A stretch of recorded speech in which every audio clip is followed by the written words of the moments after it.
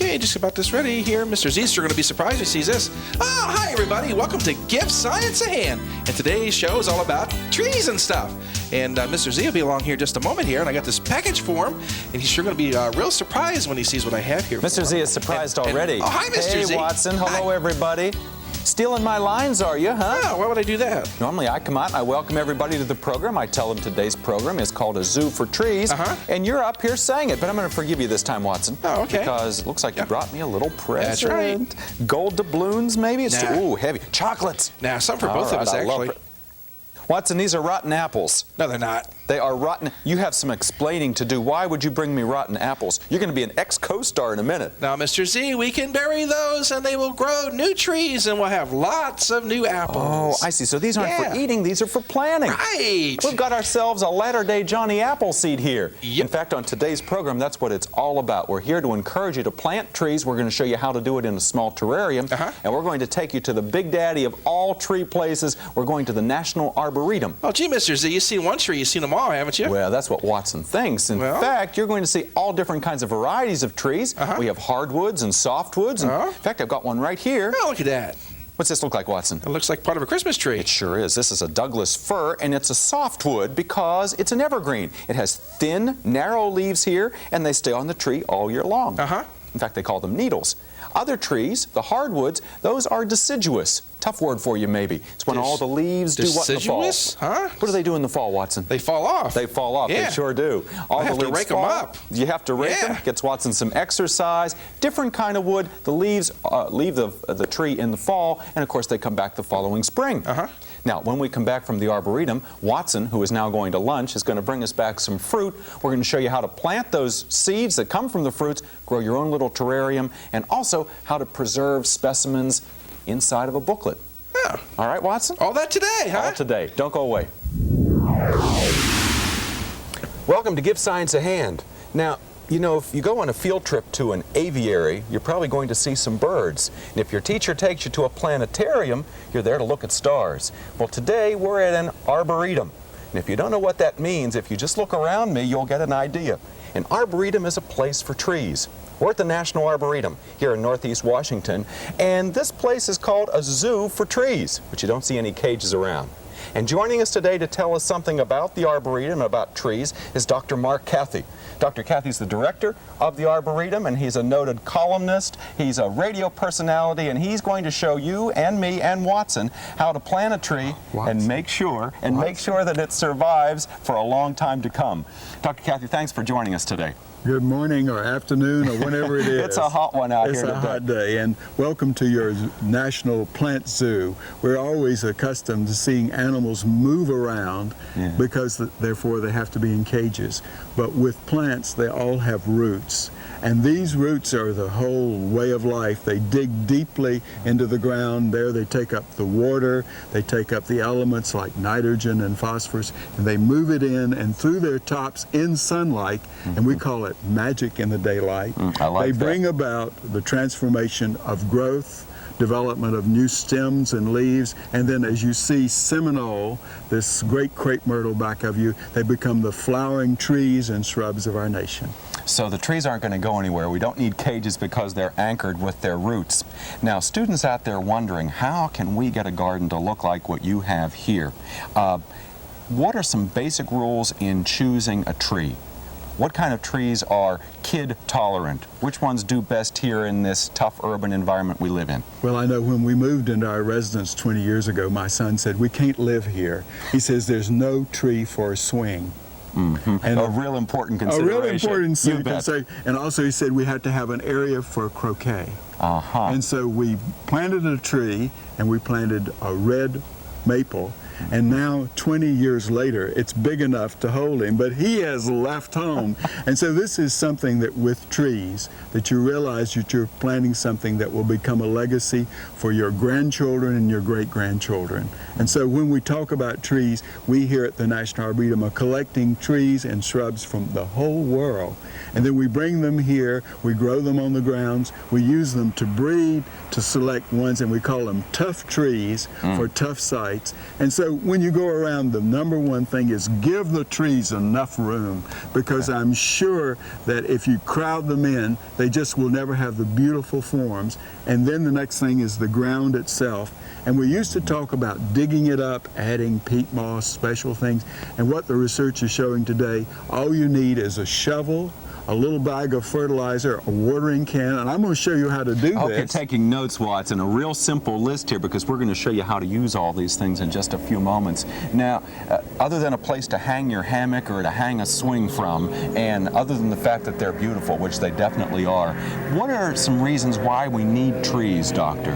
What do they do for us? Well, trees are the air conditioners of our earth. And well, so we could use an air conditioner today. They absorb the water, and then in evaporating into the environment, they cool the space in which they're in. But also the leaves actually absorb pollutants, all the toxic things of our environment. So you wind up with plants that are really removing sulfur dioxide and all this ozone that we hear about. But also they do these wonderful things of taking up the water and making more of themselves and give us organic matter so that the life cycles of the plants are restored. But also they give us leaves and flowers and fruit, and they make homes for birds and Chippendale and all the kinds of things. So it's a living environment, and these plants are all parts of our space, and we can literally bring them in. And I want to show you how fun it is to dig a hole to China, but also to dig it up, and how fun it is to plant a tree that's going to live for several hundred years. But also I want to show you a tree that's 1,500 years old on the ground. 1,500 years old. You don't believe me. That's a lot of candles on the cake. It's only this tall. Well, we're going to go have a look at that, and we're going to play in the mud a little bit. We're going to dig a hole for this tree, and we're going to find out why trees are good pets. If you've got a dog or a cat at home, you got another companion coming, as we just heard about. Stay with us. Okay, we're back at the National Arboretum, and Dr. Kathy and I have loosened our ties a little bit because this is a hot August day. Now, Doctor, do you need to plant a tree in the summertime? We've got everything we need here. Does it have to be the summer? You can plant any time if you have a container plant like the two that I show you here, that the roots have been put into a great big metal cage or wrapped in burlap or in plastic. And so anytime the ground is not frozen, you can go out and plant, so in early spring until late fall. All right, well, we have a site here for a tree. Looks like we're going to break ground for a building here, but we're breaking ground for something even more important, a tree that's going to be with us for many years. Now, pay attention, because if you're thinking about planting a tree, these are the steps you want to keep in mind. What's the first thing we have to remember? Give them room. Give them room. All That's right. They need. I mean, because these little trees, is the one we're planting as a silver bell, is one of the ones that we have in our collections here. But as you look around this planting, you see all the trees are spaced out, and also their roots will be an image or mirror of the top. So if they're 100 feet across, they're going to have 100 feet of roots. So we need lots of space. And look in your own neighborhood to see the tree you're planting, to see what an older one looks like. So you'll never put it next to the house, never have the leaves falling on the roof and getting in the gutter, but you'll have it out so it can be like it is, tall and wonderful and vigorous. But then the next thing is that as you look about the site is the soil itself. In the old methods, David, we used to talk about digging this up, adding peat moss and all these special things. But if you think about a tree that's 100 years old, it's not growing in peat moss. It had to grow in the natural soil. And so now what we find is that we dig, and I need you to help. What we're going to start now is in a circle, and we're going to dig down, because the container we're going to be putting in is only about, and so place it to the side, but you start in the middle and go around in a circle. And what you'll see is this soil needs to be broken up, because we want to retain the structure of it. And we're fortunate that we've been having dry summers here, and so the soil is not soaked or too wet. But what you're doing is that you're digging up an area in which the new roots are going to develop. And so you want the roots, because a good soil has 30 to 40% airspace. Oh, that's important to remember. And so you never walk on soil or on a lawn after it's been planted, other than very special occasions, because you're pushing out the air, you're compacting them so the roots will not develop. And then you dig a symmetrical hole, but then you need to start shaping it. And see this, it's heavy, it's work. But what you'll find is that with container plants, you want to put a cushion, as you can see in the hill, and then we'll take out a little bit more. You can see as the doctor is digging here that this soil is a rich soil for the most part. Here in the Washington area we have a lot of clay and there's not much air that gets in there. Is that something we have to be concerned about? Well, you control that by how you water them, and you never overwater them. And so this is on a hill, the water will drain away from here. But now if you have a wet spot, put a willow in. So we have lists that says if you've got a wet spot, if you've got a sunny spot, if you've got a side spot. And that's what I talk about on WNTR every Saturday morning is special plants or tough trees for tough sites. All right, so you just got a commercial there too. You know when to tune in if you want to find out more about trees. So we're digging the hole, we're preparing it for the tree, and we're going to tell you the kinds of trees. Normally now, and if this is rooted properly, we want this level of the soil to come out level with the ground. All right. But remember, you've dug the ground up, so the ground is going to settle a little bit. So you plant it higher than you can imagine. If you'll hold does this just lift out? And it will lift out. All right. So you would never put it in the ground in the pot? No, and then look at the roots. No, they're all wrapped around. All the way around. And those roots, the first day, will begin to divide. Now, do you have to break these up? No way. No, you don't have to break. If it's heavily knitted, like so it's almost white solid mass, then I'd take the shovel on the side and cut it into 4 places. Okay. But with a plant rooted like this, and then you place it down in the area, and you see it's a little bit above the soil line. And now you'll break up some soil, and this is where we need your help. All right. Around the side. And what you want to do is to firm this. And what you'll see is that by doing this, this is the stage. Most people just dig the hole and put it in there. Put it in. But you need to put it down and keep the granular structure. So, and then now take your foot, and this is why feet were made for gardeners. Anyway, then you do like this. That's equipment we all have. All of us have equipment, but you see what that is firming underneath. So you've got a fibrous bottom, it's well drained, you've planted it so it's not quite as deep as it's going to be when it settles. You firmed it in, and then you take the water. This is an important step. And you water around it and soak it in, because water is the ballast of plants. And you see the perlite is coming off this mixture. Now what's perlite for the students who don't know that? It's a volcanic rock that they heat like they do puff Rice Krispies or something, but it expands into the structure. Now I'm standing here wondering if the water is going to drain away. And see, it is draining away. Now, so is that a good sign? That's a good sign. If you do this and the water stands, it means you take it out, dig a hole 3 times the size, dig it up, and that way you want to dig it up ultimately enough so that when you put in some water, the water will disperse. But it went right away. So now what we do is we take our hands, or you can take the shovel, and you move it in. Well, we used our feet before, we'll use our hands again here. But you use your hands. And you don't need to break up everything, just enough. And then again, but you see, it's like a marshmallow sitting on the top of a dessert. It's just sitting there. Everything is fibrous and the like. And then you'll take your water, and you'll water again. Okay, second time. And then you want to keep it watered about once a week. All through the growing season until September. And look how nicely the water is moving in. And you want to keep on watering it until all of a sudden when you put the water on, it doesn't move anymore. So it means it's saturated. And then you wind up with good airspace, good amount of water, and a good solid soil. And then if you think this is going to be very windy, we would come along and put 2 stakes in. You'll put them in about 6 or 8 inches apart on each side. 1 on each side. So and then you take a hose, a minimum of 2, and then you take a rubber hose, an old one, and some wire, and you put that around there and put it around there. And all this will do is to hold it in place until the roots have knit in. And that will be immediately, and in 3 weeks, if you dig down, you'd find these little white roots running all over the place. Tremendous. And within 6 months, you remove the stakes, because staking never holds up a tree. It just keeps it in place until it holds itself up.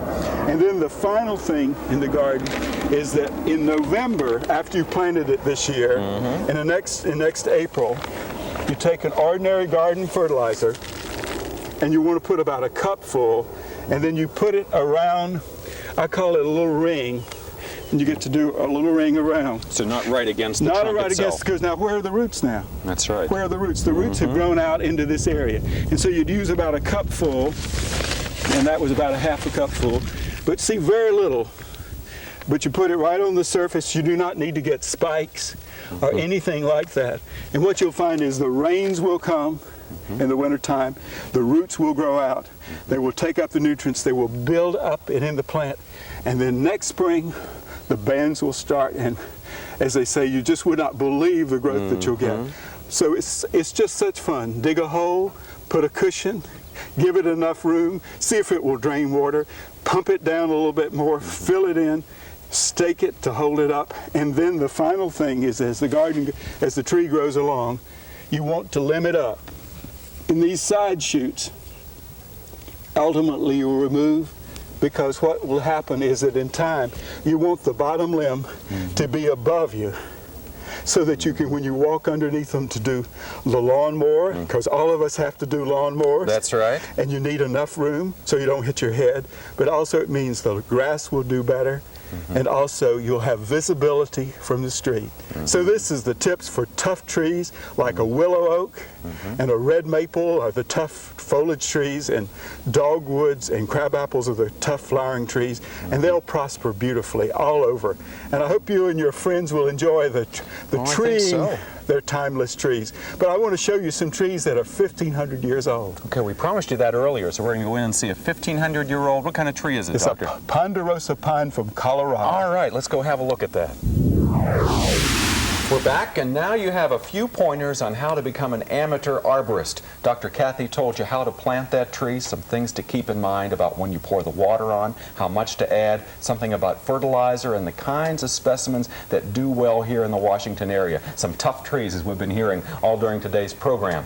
Now, in back of us, we have the granddaddy of the trees at the Arboretum. I guess we could call it the great-great-great-granddaddy, because the sign here, and you may not believe this, I had a tough time believing it. It says it is 1,500 years old. Now, is this a Ripley's Believe It or Not, or is this tree actually that age, Doctor? Yes, in checking on these trees from Colorado, all across the world there are remnants of trees that have lived through thousands of years. And often in our changes and the like in environmental issues, or changes, you say, well, the trees or the plants are going to be wiped out. There will be ones, maybe not the ones you want, but that's what we do here at the Arboretum. And what I wanted to show you was a tree that a family gave us from Colorado. It's been in training, though, as a bonsai only for 15 years. So 15 years ago, they dug it from the wild. The stump and movement, and then a few needles of ponderosa pine. But this is what we then do in gardening. As you see, the roots are very shallowly planted.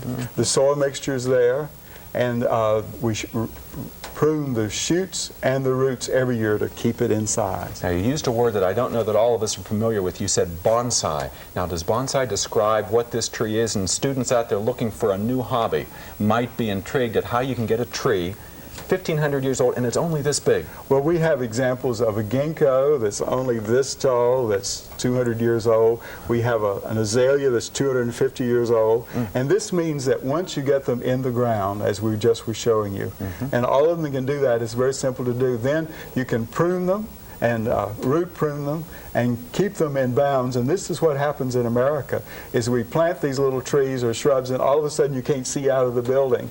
And so this is where pruning and controlling the water and the fertilizer, and that's what we do here. Are there classes for people who want to learn more about bonsai, or do you offer them here? Or are there some other classes that students might be interested in? We have classes here on a regular basis taught by Bob Dressler, who's the curator of our collections, in cooperation with the Friends of the National Arboretum.